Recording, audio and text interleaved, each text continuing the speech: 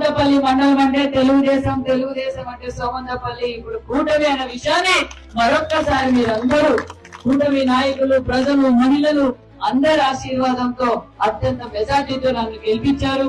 చాలా సంతోషం. మరి నేను మంత్రి అయినాక ఫస్ట్ టైం ఈ హాస్పిటల్కి రావడం, కానీ ప్రతిపక్షంలో ఉన్నప్పుడు ఎస్ఆర్ఆర్ చారిటబుల్ ట్రస్ట్ ద్వారా గర్భిణీ స్త్రీలు ప్రతి నెల చెకప్ వస్తారు. అప్పుడు మనం భోజన వసతి ఏర్పాటు చేయాలి. చాలా మంది గ్రామాల నుంచి ఇచ్చేస్తున్నారు, వారికి మహిళలు ఎక్కడికి పోలేక ఇబ్బంది పడుతున్నారు అన్నప్పుడు ఇమ్మీడియట్ గా ప్రతి నెల 9వ తారీఖున గత 5 సంవత్సరాలుగా మనం ఈ భోజన కార్యక్రమం ఏర్పాటు చేశాం. ఈ మండలంతో పాటు మరి నిలబడిన గుంటూరులో కూడా మనం పెడుతున్నాం, వృత్తంలో కూడా మనం ఏర్పాటు చేస్తున్నాం. అప్పుడు నేను ఇక్కడ డిస్కస్ చేసిన డాక్టర్స్ తో ఏంటి సమస్యలు అన్నప్పుడు గతంలో మేడం ఇక్కడ అడిషనల్ బిల్డింగ్ కావాలి అని వాళ్ళు నన్ను అడగటం, ఖచ్చితంగా కూటమి ప్రభుత్వం వస్తుంది, అడిషనల్ బిల్డింగ్ అయిపోయి ఓపెనింగ్ వస్తానని చెప్పి ఈ రోజు ఓపెనింగ్ ఇక్కడ వచ్చానన్న విషయాన్ని కూడా మీకు తెలియజేస్తున్నాం.